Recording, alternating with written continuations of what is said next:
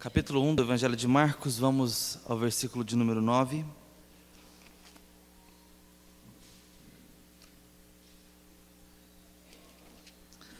Quero ler a palavra de Deus aos irmãos até o versículo de número 14. A palavra do Senhor nos diz: naqueles dias veio Jesus de Nazaré da Galileia e por João foi batizado no rio Jordão.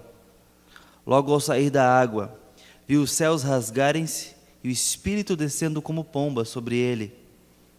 Então foi ouvida uma voz dos céus: Tu és o meu Filho amado, em ti me comprazo. E logo o Espírito o impeliu para o deserto, onde permaneceu 40 dias sendo tentado por Satanás. Estava com as feras, mas os anjos o serviam. Depois de João ter sido preso, foi Jesus para a Galileia, pregando o Evangelho de Deus. Versículo 15 ainda, dizendo: o tempo está cumprido e o reino de Deus está próximo. Arrependei-vos e crede no Evangelho. Meus irmãos, esse texto de Marcos revela-nos o princípio do Evangelho. Afinal de contas, acreditamos que Marcos foi o primeiro evangelho a ser escrito na história, e na sua simplicidade de redação, e simplicidade não apenas como foi escrito gramaticalmente, mas também na sua compilação mais resumida.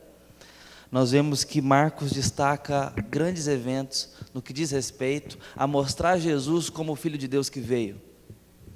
Você vê isso logo na primeira frase do livro todo. Se você percebe o princípio do Evangelho de Jesus Cristo, Filho de Deus, esta frase já é completamente proposital no que diz respeito à intenção de Marcos com relação a esse relato, inspirado pelo Espírito Santo. Mostrar que Jesus é o Filho de Deus, sem rodeios, sem muitas explicações também, mas com grandes afirmações e relatos claros do que Jesus fez e de quem Ele é, incluindo, pelo que está anunciando. Esta é a intenção de Marcos com o Evangelho dele. Ele vai colocando grandes partes das atitudes, da movimentação e dos discursos de Jesus.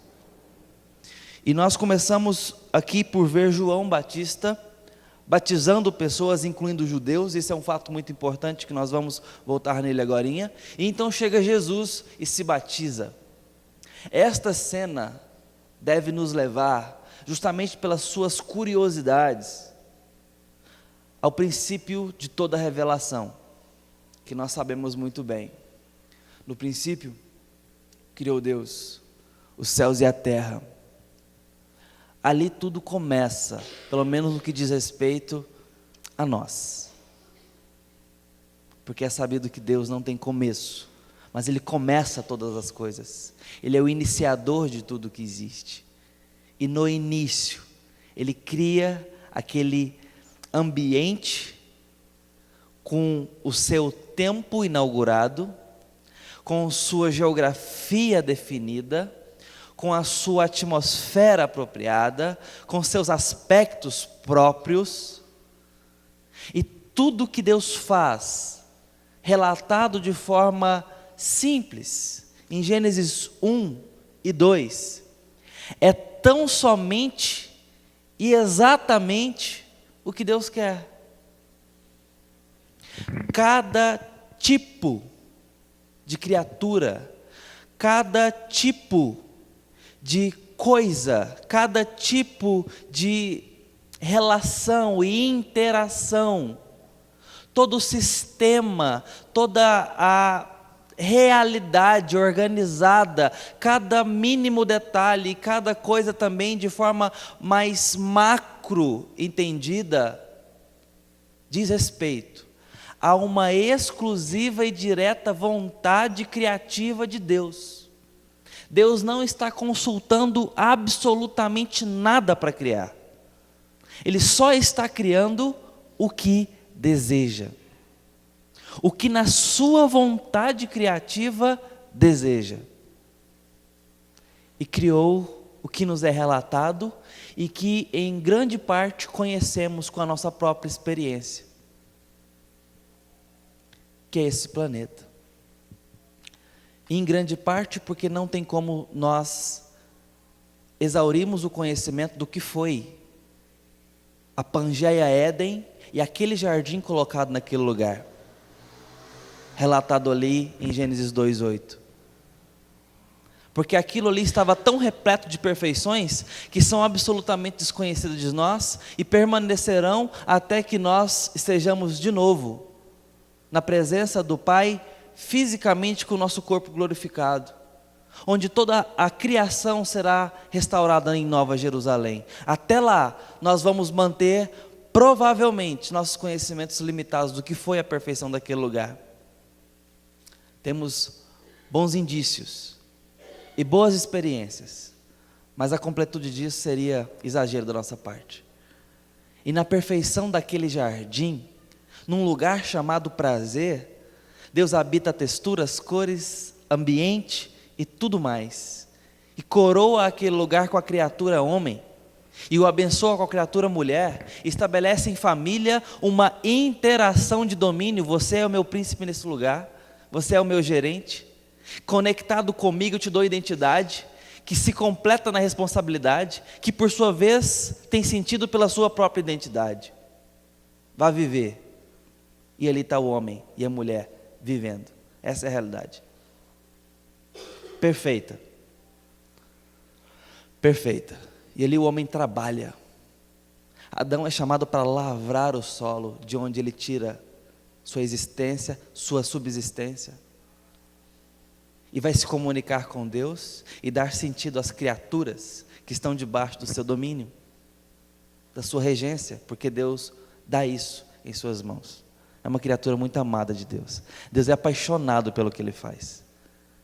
E pelo como Ele interage com aquela criatura, porque Ele é apaixonado pelaquela criatura. Deus, quando termina tudo, as palavras às vezes na nossa Bíblia em português, ou mesmo lendo alguma coisa em hebraico, talvez não expressam exatamente o que estava acontecendo ali, no que diz respeito à afetividade daquele momento. Deus chama aquilo quando termina de muito bom. O que é isso na boca de um Deus todo-poderoso que não precisava criar e criou? Quando Ele chama aquilo de muito bom, Deus está ali se deleitando no que vê, pelo que fez. É algo extremamente passional, é algo afetivo. Deus gosta do que vê, e não do que vê para agora criar outro. Não, Ele não tem essa intenção. Ele se apega ao que criou. E o relato que continua para nós, nos mostra que Ele vai interagir com isso. Tudo por conta daquela criatura última que Ele criou. Feito exclusivamente e especialmente a sua imagem e a sua semelhança, para que perfeitamente se comunicasse e interagisse com Ele, nos seus atributos, em suas perfeições, para que tudo que há na criatura humana voltasse sentido e dizesse sentido ao que Ele é, refletisse sentido ao que Ele é, para que a conexão fosse perfeita, e era perfeita. Deus estava ali mantendo a criatura, e a criatura, através disso no Criador, tinha sua identidade intacta. Podemos falar de satisfação no peito dessa criatura. Mas nós sabemos que isso durou apenas 3 capítulos narrados. O pecado entra em cena e quebra exatamente esse elo de Criador e criatura. O sustentador de toda essa perfeição agora tem a sua criatura afastada dessa manutenção, e tem que sair pelas portas da frente do jardim, que é lacrado para o homem não voltar para aquele lugar mais. E o que temos agora? Um fracasso, um plano que não deu certo, um plano divino, criativo, que sabia de todas as coisas, mas aparentemente fracassou. O que acontece com esse projeto Éden? O que nós vemos na Bíblia, a partir disso, é a história da humanidade. E não só na Bíblia, mas também onde nossos historiadores conseguem chegar, olhando no retrovisor. É a história da humanidade. E a história da humanidade, por mais longe que os nossos olhos de pesquisa podem ir, nunca será longe o suficiente para não encontrarmos a palavra ou sentidos de religião na história. Antropólogos e sociólogos nos confirmam isso na maior seriedade de seus trabalhos. Não tem como ir longe o suficiente no conhecimento histórico da humanidade para não se encontrar religião. E religião no sentido de expressão ou mesmo de instituição, que nada mais é, e é o que nossos documentários e revistas, nem sempre tão honestas, nos mostram: o homem em busca de Deus. O homem que tenta, na sua dinâmica história fora do jardim, sem conexão com o Criador, tentando se conectar com uma percepção inata de que existe alguma coisa sobrenatural, uma soberania especial ao redor dele. E ele quer se conectar com isso.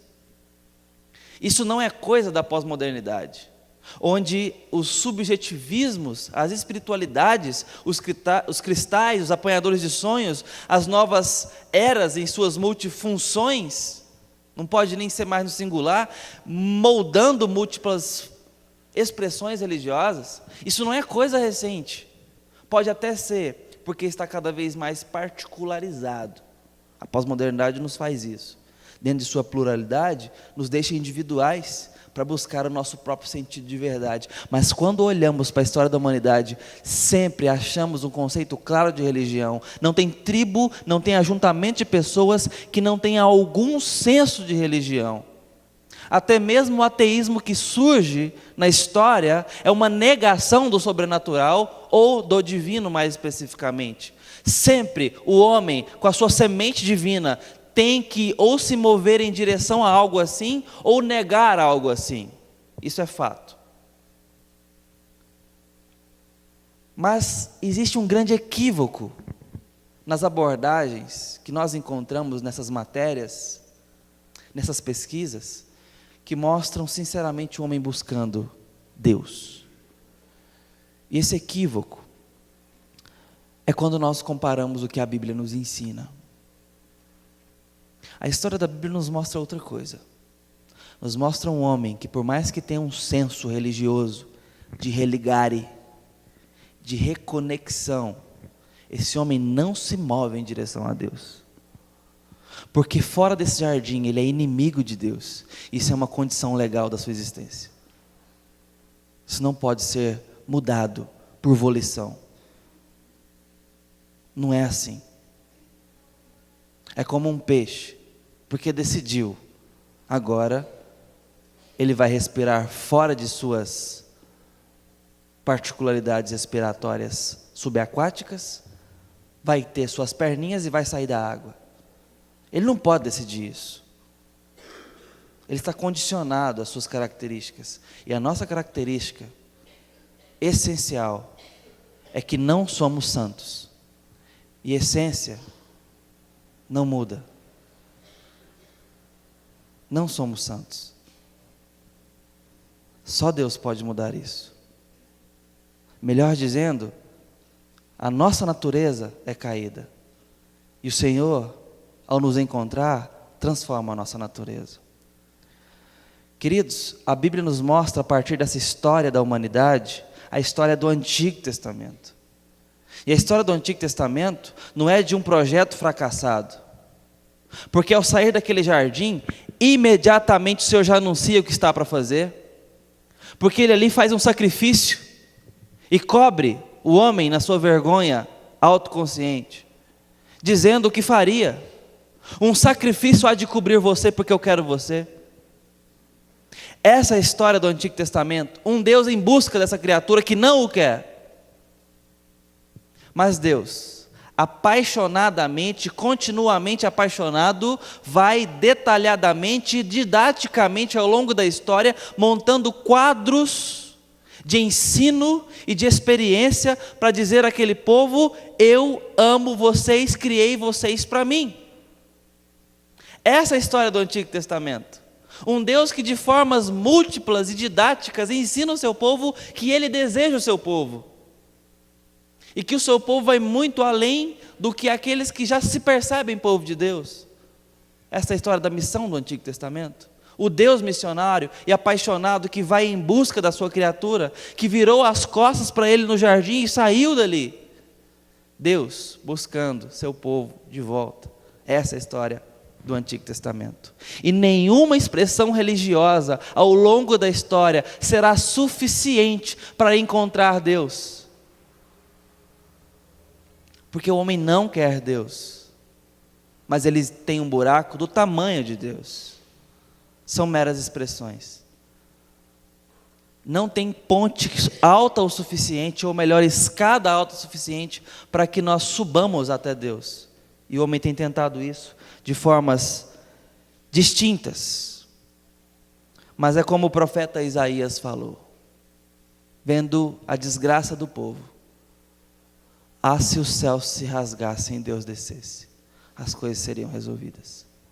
Essa é a única esperança do povo de Deus.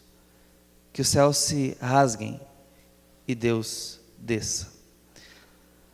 Quando nós chegamos, portanto, em João, batizando pessoas aqui em Marcos, no Evangelho de Marcos, nós precisamos entender imediatamente a respeito de uma pergunta. Por que Jesus está sendo batizado aqui? Esse Deus apaixonado pelo seu povo, isso é fato, isso é claro, gastou o Antigo Testamento para nos mostrar grandes monumentos de ensino disso, de experiência com o seu povo para nos mostrar isso, anunciando o seu filho que viria, Rei dos reis, Senhor dos senhores, reinar sobre o seu povo amado e levá-lo de volta para a sua presença. Mas agora, quando finalmente ele aparece publicamente, assumindo o seu ministério, isso aqui é a primeira vez, meus irmãos, é a primeira aparição pública para ministério.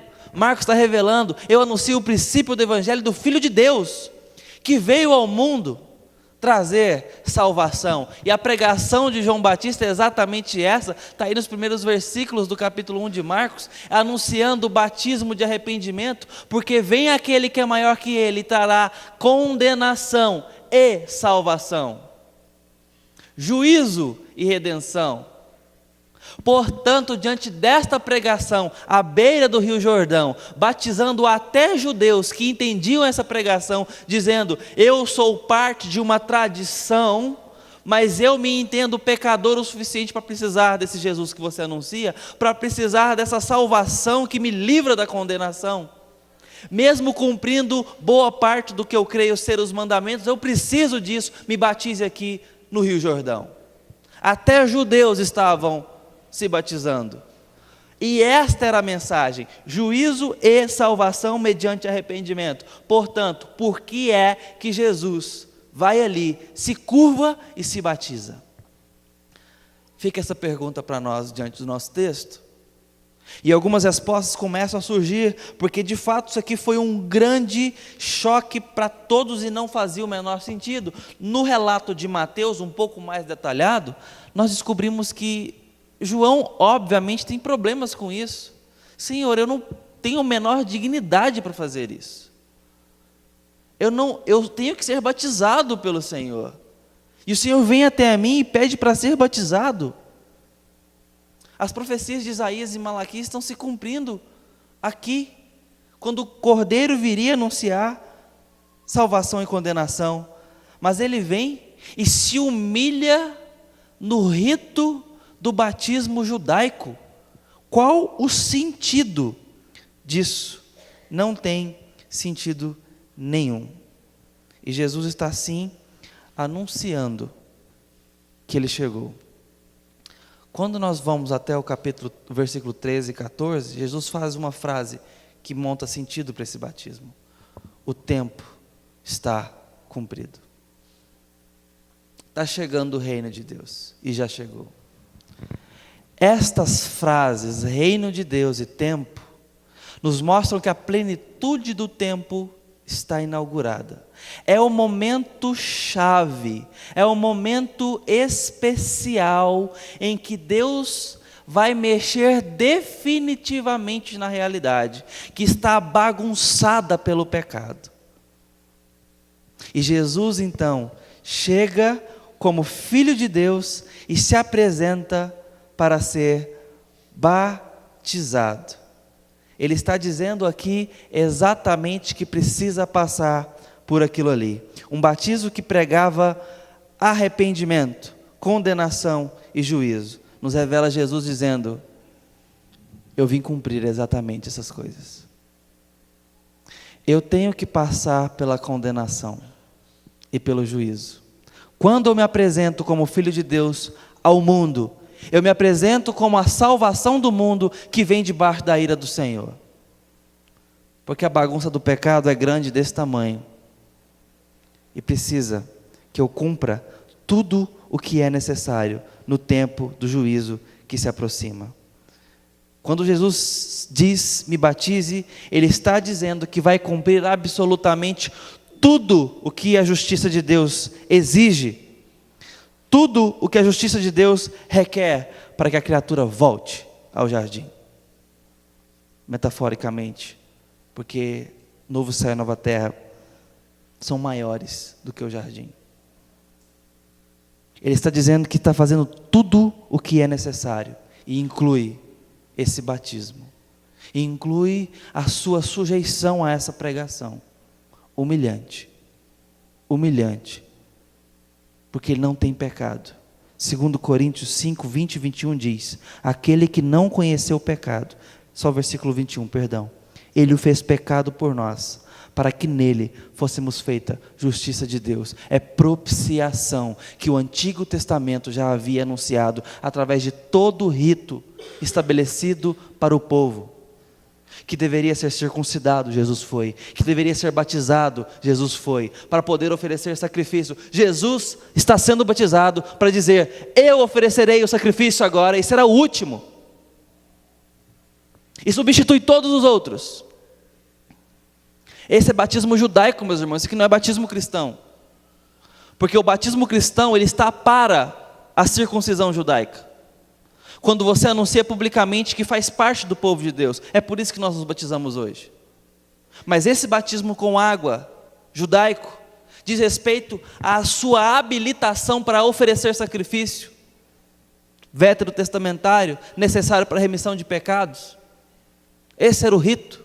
E Jesus, ao se batizar, está falando, eu agora estou apto, diante da justiça que Deus estabeleceu, e Ele é justo, e eu preciso cumprir a sua justiça, para oferecer um sacrifício. A única diferença é que esse sacrifício, de fato, cobre todos os outros, e é suficiente para realmente perdoar pecados. E eu me batizo para estar apto para isso, diante da justiça do Pai. Ele vem sobre o julgamento, que é para nós, e revela o fato de Deus estar agindo no mundo, e agir através dele, que assume o preço e o juízo do Pai. É exatamente por isso que ele se batiza. E a próxima frase que eu queria destacar com os irmãos, é que quando, nesse ato humilhante de batismo, quando ali, viu os céus se rasgarem, olha o que o Espírito Santo traz ao registro neotestamentário em Marcos. Mensagens completas do Antigo Testamento.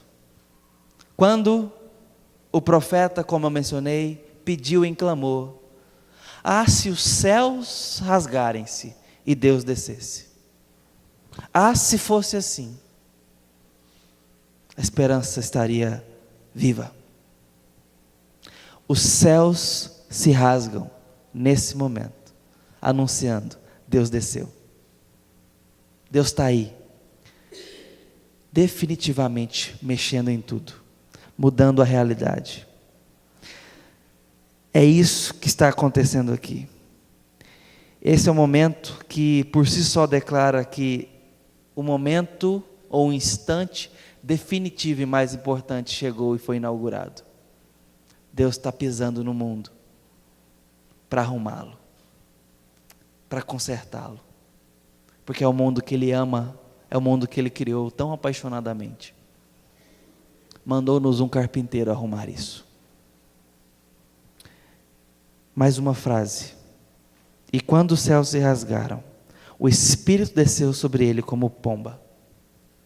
Não tem como não associar isso com o fato de a pomba de Moisés vir no final do juízo de Deus, que afogou pecadores incrédulos, anunciar com aquele ramo a relva, a vegetação viva.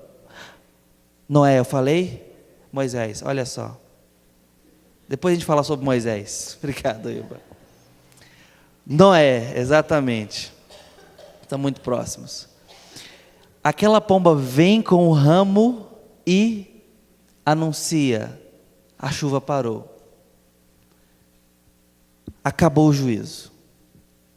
A partir daqui uma nova criação começa. Noé, sua família e um monte de bicho. Criatura que Deus manda preservar. Faltava a vegetação, a pomba traz. Porque Deus amou tudo que fez. Plantas, animais e ser humano. Estão os três preservados agora. Para uma nova criação começar, uma nova realidade ser inaugurada. Porque o juízo de Deus veio e aplacou-se contra o pecado. No entanto, essa pomba vem anunciar o juízo ainda com água. Então ela também paira sobre as águas, tanto quanto a pomba, que vem, o Espírito que vem como pomba sobre Jesus. E aonde isso nos arremete? A Gênesis 1, que nos fala que quando Deus apaixonadamente estava criando somente o que queria, o Espírito pairava sobre as águas, anunciando: eu vou começar algo bom aqui, e é o que eu quero, que é minha criatura comigo interagindo com esse planeta que eu amo. Isso é a primeira criação. Em Noé, a segunda. Em Jesus, a terceira, porque agora vem o Espírito como pomba, pairando sobre o rio Jordão, que é água, anunciando: a partir do meu filho que está se humilhando e pagando o preço, eu começo uma nova realidade.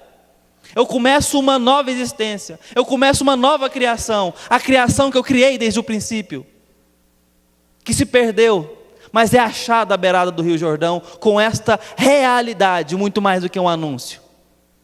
Cristo inaugura a possibilidade exclusiva de reconexão. A única religare que existe, de conectar pessoas com o Deus que tão apaixonadamente ama pessoas. Então, diz o texto: esse é meu filho amado em quem me comprazo. Nessa hora, exatamente nessa hora, um momento humilhante, que nos revela mais do que apenas toda essa paixão de Deus pela humanidade. Revela como Deus é apaixonado pela humanidade. Revelando também aqui, nesse verso 11, Salmo 2, que diz que o mundo há de odiar o Filho. É isso que o Salmo 2 nos revela. O mundo não quer o Filho, o mundo quer matar o Filho. Mas Deus diz que ainda que o mundo se rebele, Jesus é o Rei escolhido para reinar eternamente sobre os seus. Isso não pode mudar. E é isso que Ele está dizendo aqui. Nesse momento, é um reflexo do prazer que Deus tem naquele jardim quando criou, aquela paixão que Ele tem ali. Revela também Isaías 42, quando Deus diz: pus sobre ele o meu espírito, e ele promulgará o direito aos gentios. Ele vai fazer o caminho àqueles que não têm o caminho. Ele é a minha ponte para que ele volte à presença do jardim simbolizado. Esse é o meu filho. E eu estou feliz com o que você está fazendo, meu filho. Estou feliz com o seu sofrimento, porque o seu sofrimento trará os nossos de volta. É isso que Jesus fala em João 17, antes de partir. Pai, eles creram, porque eram teus. É isso que o nosso Deus, Pai, Filho e Espírito Santo, reunidos à beira do Rio Jordão, estão dizendo: meu filho, eu estou feliz com o que o Senhor está fazendo. porque os que são nossos vão voltar através disso, vão ser comprados de volta. A ideia é que Deus está sorrindo mais uma vez. Meu filho, eu me comprazo, eu tenho prazer nisso, eu estou feliz de novo, como eu estive no jardim e chamei aquilo de muito bom. Eu estou feliz de novo porque você vai trazer os nossos de volta. O projeto Éden não falha, ele é assim, porque é assim que nos foi entregue. Isso revela que as boas novas estão nos chamando de volta para Deus. Esse é o Evangelho. Meus irmãos, contemplar essa paixão de Deus, se não muda a sua história, você precisa de um coração novo, porque Deus fez tudo o que era necessário, tão apaixonadamente, para te ter de volta. Eu não gostaria que você continuasse a sua semana da mesma forma, sabendo disso, que Deus tem guiado uma história da humanidade, para te ter com Ele, para te ter com Ele, e para te conquistar, da mesma forma que deseja conquistar os dele, que estão em sua família, que estão em sua rua, que estão no seu ambiente de trabalho. Você precisa se apegar a essa mensagem da beira do Rio Jordão e fazer dela a sua própria vida, porque ali está Jesus, a vida de todos nós, e fazer dela a sua mensagem. Isaías 43, 6-7 nos diz: trazei meus filhos de longe, e minhas filhas a extremidades da terra, os que criei para a minha glória, e que formei e fiz. Deus está reunindo o seu povo. Se apaixone por isso, se apaixone pelo Senhor. Ele é apaixonado por você, Ele criou tudo pensando em você, e não tem descansado, enquanto não reunir todos os seus. E hoje, você alcançado, é chamado a fazer parte disso, para ir em busca dos de Deus. A paixão de Jesus em trazer os de Deus de volta, deixou em nossas mãos, porque em João 17 nos diz: Pai, como o Senhor me enviou para buscá-los, agora eu os envio. Eu vou para junto de ti, mas eles ficam. Guarda-os em teu nome. Vamos orar. Deus Santo, eu te peço que o Senhor renove meu coração para me apaixonar diante da tua verdade. Eu preciso amar o Senhor mais, Deus, porque o teu amor para mim e por mim e pelos meus irmãos é tão exagerado, Pai. É de acordo com o Senhor. Ajuda-nos a ser mais parecidos com teu Filho, para que respondamos mais adequadamente esse amor, Pai. Precisamos de proporções divinas para te amar adequadamente, Pai. Obrigado por nos cobrir com o sangue de Cristo. Nós precisamos ser completamente imersos nesse sangue, para te amar, ó Pai, do jeito que o Senhor merece. Renova o nosso coração, Pai, para nos apaixonarmos mais pelo Senhor. Em nome de Jesus. Amém.